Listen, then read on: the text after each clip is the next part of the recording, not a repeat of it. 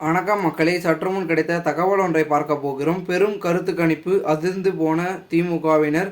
திடீர் தகவல். இந்த ஒரு தகவலை பற்றி தான் நாம் பார்க்க போகிறோம். தகவலை பார்ப்பதற்கு முன்னதாக நீங்கள் நம்மளுடைய சேனலுக்கு புதிய பார்வையாளர்களாக இருந்தீர்கள் என்றால் மறக்காமல் நம்மளுடைய சேனலை சப்ஸ்கிரைப் செய்து வைத்துக் கொள்ளுங்கள் மக்களே. தற்போது தேர்தல் முடிந்த பிறகு பெரும் விதத்தில் மக்கள் மத்தியில் பேசப்படும் கருத்து கணிப்புகளால் அதிர்ச்சியாகி கொண்டிருக்கிறார்கள். காரணம் என்னவென்றால், பெரும் விதத்தில் திராவிட முன்னேற்ற கழகத்தில் உட்கட்சி பூசல் ஒரு பக்கம் போய் கொண்டிருப்பதாகவும் அப்படி இப்படி என்று அரசியல் வட்டாரங்களில் பேசப்பட்டு கொண்டிருப்பதை நாம் காண்பித்து வருகிறோம். காரணம் என்னவென்றால், நம்மளுடைய மு.க.ஸ்டாலின் அவர்கள் பெரும் விதத்தில் வேட்பாளர்களை யாரும் புதியதாக நியமனப்படுத்தவில்லை. அதாவது இதற்கு முன் வெற்றி பெற்றவர்களே அதே தொகுதியில் அதே இடத்தில் அதே எம்பி சீட்டுக்காக நிறுத்தியிருக்கிறார் என்று ஒரு சில பேச்சுக்களும் பேசப்பட்டு கொண்டதை நாம் காண்பித்து வருகிறோம்.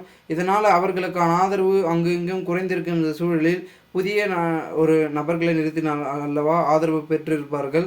இதையே நிறுத்தியவர்களே நிறுத்தினால் அவர்கள் ஒரு சில இடங்களில் வாக்குறுதிகளையும் ஒரு சில இடங்களில் பின்னணியும் சந்தித்ததன் காரணமாக அங்கு பொதுமக்கள் அவர்களுக்கு பெரியதாக ஆதரவை செலுத்தவில்லை என்றும் கூறப்படுகிறது.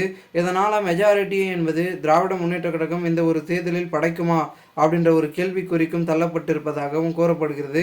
ஏனென்றால் ஒட்டுமொத்தமாகவே திராவிட முன்னேற்ற கழகம் ஆளுங்கட்சியில் தமிழகத்தில் வலம் வந்து கொண்டிருக்கும் இந்த ஒரு சூழ்நிலையில் ஒரு சில இடங்களில் பிரச்சாரத்தில் பெரும் ஆதரவு கிடைக்காததை திமுகவினர்கள் அப்பொழுதே சுதாரித்தார்கள். அதன் மூலமாகத்தான் தற்பொழுது இந்த தடவையும் கருத்து கணிப்புகள் ஒரு பக்கம் மூலமாக இருக்க அடுத்தடுத்து நடக்கக்கூடிய நிகழ்வுகள் பெரும் விதத்தை சுட்டிக்காட்டும் வகையில் இருந்து கொண்டிருக்கிறது.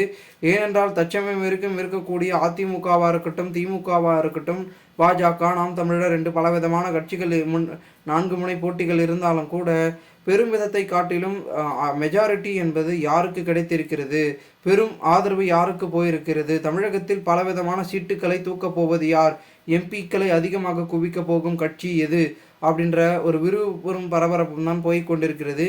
இந்த ஒரு சூழ்நிலையில் திராவிட முன்னேற்ற கழகத்தில் மீண்டும் நின்ற எம்பிக்களை மீண்டும் வெற்றி பெறுவார்களா, இல்லை அவர்களுக்கு பின்னடைவு ஏற்படுமா அப்படின்றத நம்ம பொறுத்திருந்து பார்க்கலாம்.